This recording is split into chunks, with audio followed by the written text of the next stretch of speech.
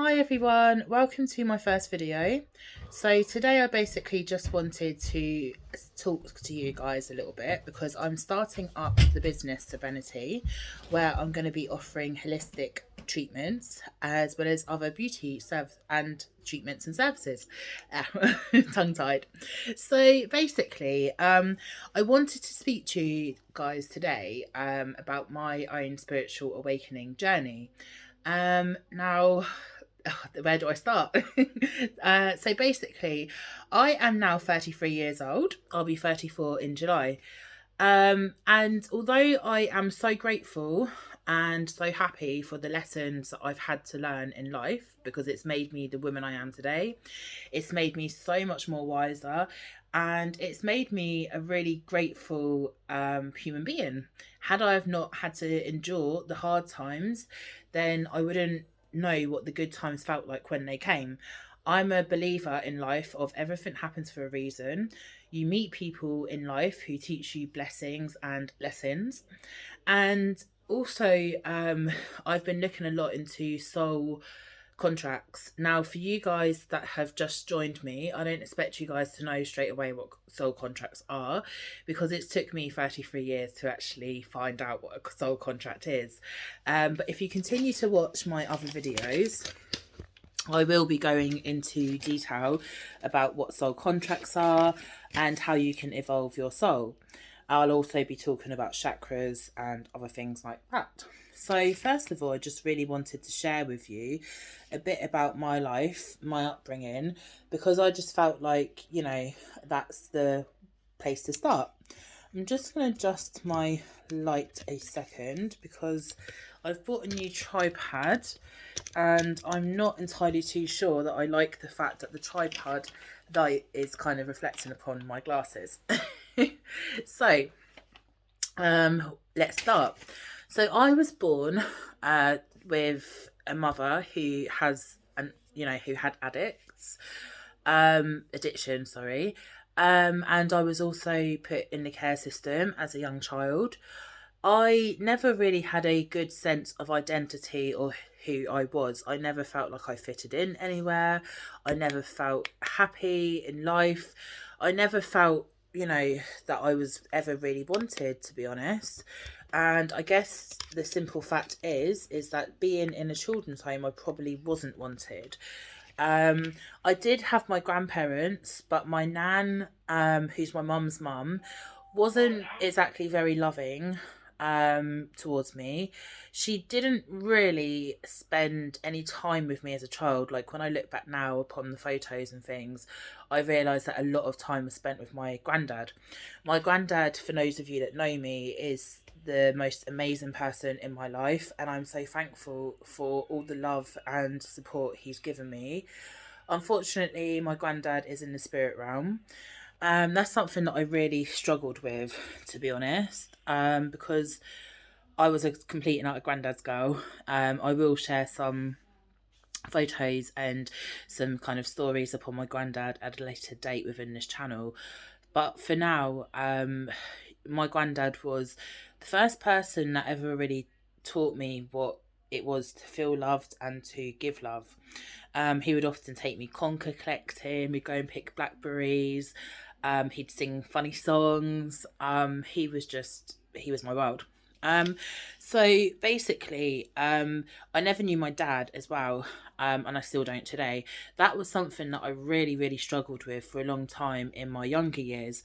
But as I got older, I kind of understood it wasn't really so much an important issue, because I knew who I was, and that's what was important, is now anyway.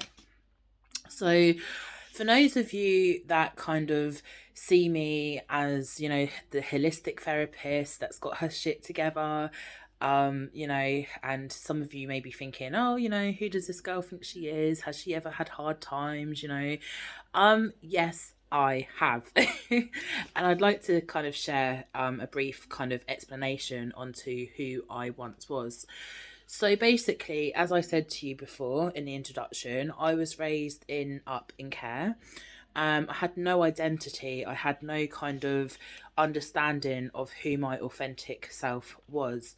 I hated being in society and in social situations because I was just so socially awkward. I was a rescuer as well, so I would go out of my way to literally help people, probably people that didn't really appreciate my genuosity and my genuism.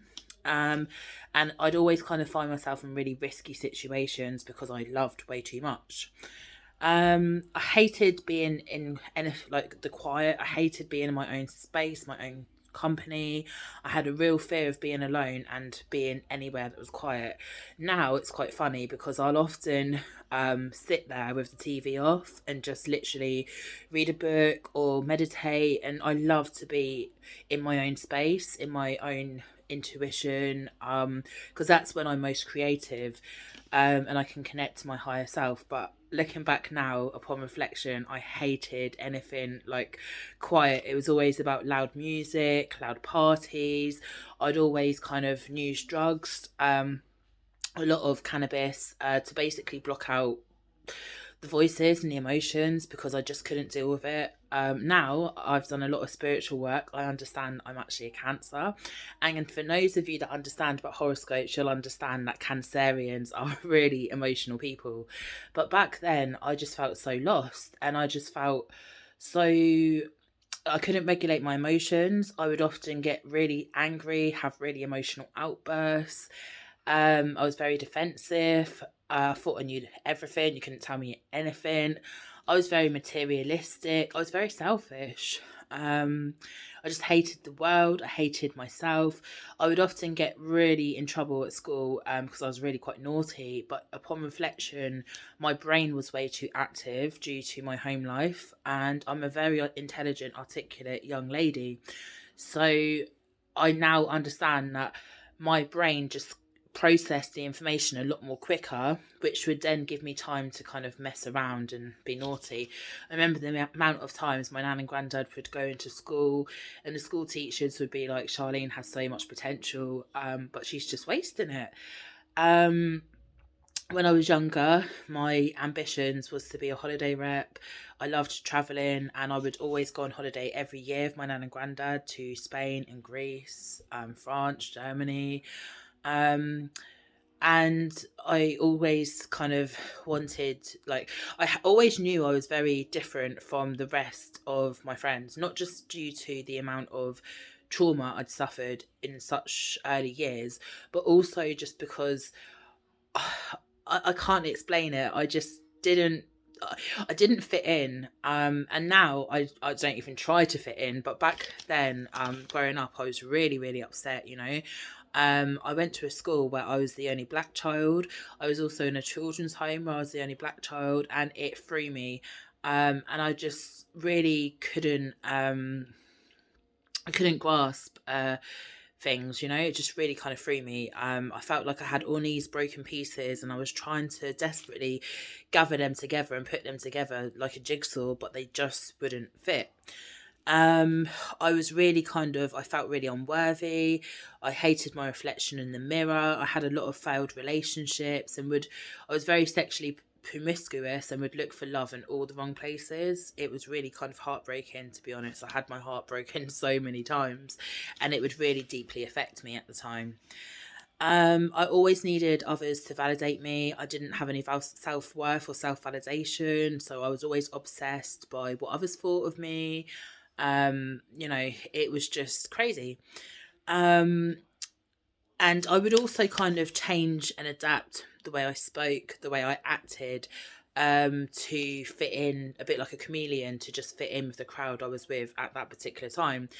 Upon many years of working with my counsellor, I kind of had told my counsellor that I had several different personalities. And I understand why that is now, but at the time it was so confusing. I was so overwhelmed with emotions, trauma, mental health, and I would literally hate being in my own sense, my own authentic self. I hated it. I couldn't connect to my higher self. I didn't understand it. I remember when I was 5, my earliest memory is was making rose water.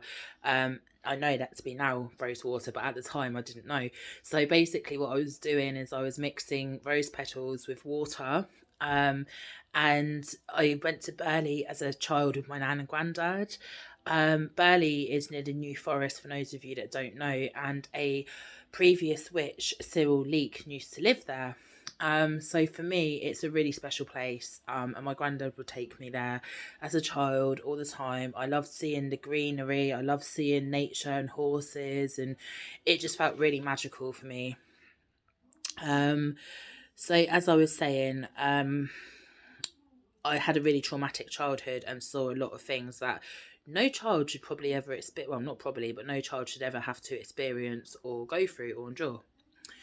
Um, I would literally go to a lot of parties. I would hang out with the wrong crowd. I would be looking for love in all the wrong places. I was very materialistic. I was very obsessed with people's thoughts. I would use makeup as a way to kind of hide myself away. I thought back then it was all about how you looked. I'm wearing glasses today, but back then when I was growing up, I used to hate glasses. I remember my nan and granddad didn't have much money. And back then glasses were quite expensive, and I had like these really thick bottle glasses, because to pay for my eye prescription is quite high. I've got one lazy eye that goes that way, and my eye prescription was quite high, so my glasses had to be really thick. And on the edges, if you can see, they had to be thinned down, so they were really thick glasses. I had really frizzy hair, and my nan and granddad obviously were white because they were my mum and dad. They didn't really understand how to kind of cater for mixed race Afro-Caribbean hair, so literally it would be frizzy out here. And I had really buck teeth, like eye teeth, like would just kind of come out.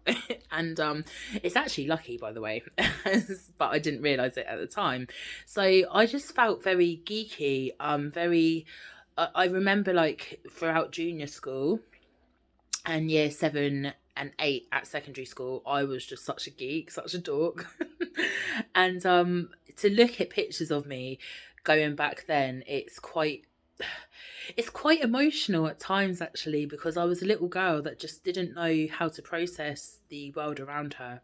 But now, I'd like to talk about now. Where am I now? So basically, now, I've learned how to have, I've had many years of therapy, DBT therapy, trauma therapy, counselling, and obviously all that was great. It was fantastic. I've worked with some really great professionals that I'm so thankful for. They really helped me a long way. But ultimately, it's not just about working with professionals or therapists. And this is what I try and teach my clients. I can help you, I can guide you, I can channel your emotions, I can guide you into a deep state of meditation. We can work together. When I meet my clients, I'm not just meeting their outer shell, their body, I'm also meeting their soul. But most of all, if my client wants to work, just back then, if I wanted to work on me, which at the time, being a child, I didn't know how to, and I didn't really want to. I thought I knew the world, I thought I had all the answers, and it wasn't until later on, I'd say my late 20s, early 30s, that life kind of took a toll for the worse. For those of you that know me, you'll know what I'm on about. And for those of you that are going to get to know me in time, I will trust you enough to tell you. But I really went through my own dark stages. Depression really hit. And yeah, I kind of realised that I kind of felt stuck, and I kind of realised that I was in a really deep hole, and the only way to get out of that hole was for me to understand the concept of life, understand who I was as a person, and understand that everything in life is meant to happen.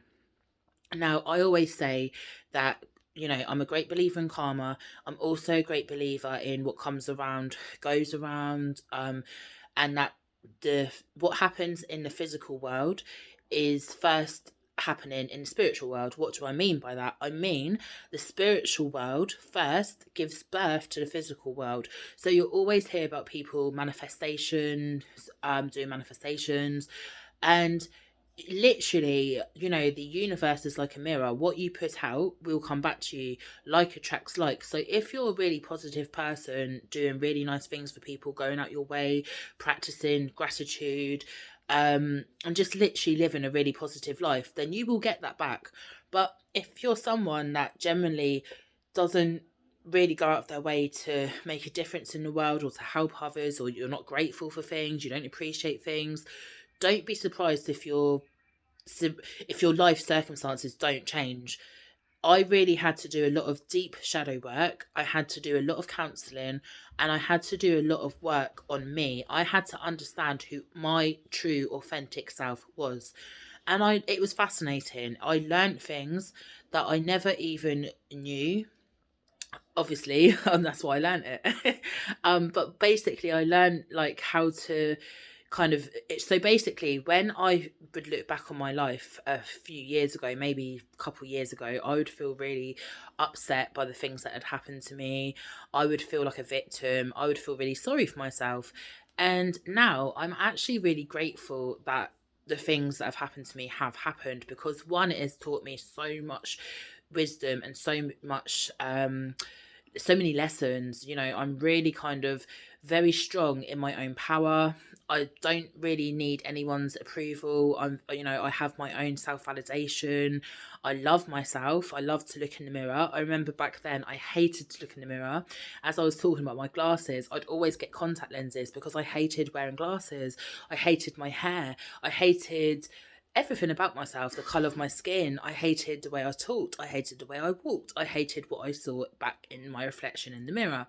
Nowadays, I have learned to love all the parts of myself. I used to ask myself back then, who is Charlene? I really didn't have a clue who I was back then, but now I know that many different aspects make up to be the amazing woman I am today. Ta-da! It's all about working with your shadow self. Guys, you really have to work with your shadow self. You really have to love yourself. And I know some of you probably hear the word love myself and you're like, yeah, I do love myself, but you really have to love yourself. I mean, the bits of you that you hate, learn to love, because the more you hate, the more you generate and feed the fire into the shadow self. For those of you that don't understand yet, please look at my further videos and you will understand how to work with your shadow self. So basically, now, I don't take any substances. I don't even smoke cigarettes. I vape. I don't really drink alcohol apart from Christmas and my birthday. I've been with my partner 5 years now coming up. I'm very confident in myself. And I actually love, like, some people have a go at me. Some of my friends are like, yo, Shav, where have you been? I love being in my own zone. I love being with my higher self. I love doing guided meditations. But for those of you that kind of are watching this and kind of thinking, well, that sounds easy for her, but I can't kind of get to that level. Trust me, guys, I had every single excuse that there was. I came from a broken family. In fact, I didn't really have any family. Even today, I don't have one family member that I speak to.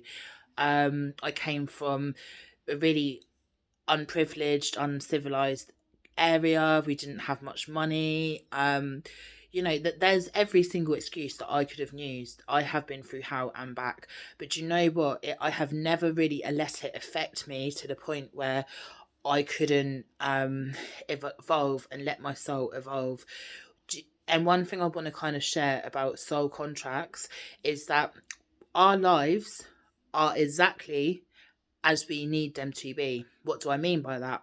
A soul contract is something that we make before we're even born. Okay, so the whole reincarnation thing, we make these soul contracts. In these soul contracts, we decide our date of birth, we decide our date of death, we decide who our parents are going to be, we decide the people in our lives we're going to meet, the lessons we're going to learn. And you hear about past lives, and our past lives can be something that we need to take a further look into and investigate and discover and explore, especially when it comes to shadow work, because shadow work, you can have aspects of yourself that you don't like and don't work well for you, and you need to do a lot of childhood evaluation and reflection. But most of all, it's not just in your childhood that these shadow your shadow self is born. So what do I mean by shadow self? Okay, your shadow self is something. Imagine when I was a child and somebody said to me, I don't like your hair. The second I would try and disguise my hair to try and be something else, and I am wearing a wig today, but I don't really wear a lot of wigs anymore, to be honest. But the second I would try and straighten my hair using my friend's iron back in the day, yeah, but do you remember that, Kate? If you're watching, the second I would try and kind of put a wig on and hide the part of myself that I didn't like, I would then that was when my shadow self was born. So for those of you that have a problem with jealousy, and you see your partner speaking to an attractive woman or man, and you go over and you say, hey, that is the minute you give in to your shadow self, is the minute you add fire and you add fuel to your shadow self. And that is when your shadow self lets your emotions overcome it, and it gets bigger. I'm not really explaining it too well tonight. It's been a really long night. I'm really kind of focused on getting everything together for Serenity, the business. And I've just realised that I've spoken for 21 minutes and probably rabbled on, and I'm not sure how much sense you've got. But, I just kind of want to put it out there, guys, that therapy and professional services, they are there to support you, but the most important thing you can do for yourself is to work and want to change yourself. It's not enough to just work with people and not actually put the effort in. Unless you're putting the effort in 100%, unless you want to change, unless you want something in your life so much and so bad and you manifest on it, it's not going to work. It's not going to change. And I guess my biggest advice is to just keep going. There were days that I didn't want to get up in the morning. There were days that I used to look at things in my world, in my life, and think, how the hell am I going to get out of this? There were days when I felt stuck, and I just wanted to take a large sleeping pill and just go to sleep. But that was the time when I grew, I evolved the most. I always say, in the darkest of nights come the brightest of stars. And if you can't experience pain, how can you experience happiness? It's really about duality. It's really about learning to live with all the darkness and finding something beautiful in that darkness. The only way to get through dark times and get past dark times is to go through it. You have to go through the bad, dark times in life to be able to evolve. If you're someone that will run a million miles away and not actually really truly look at working through the dark, you will never see the light. On that note, I'm going to thank you very much. I'm going to say farewell. Welcome to my channel. Please feel free to have a browse at all my other videos that I'm planning to upload. And just thank you for allowing me to rabble on in your ear for 23 minutes. Namaste, good night, and God bless.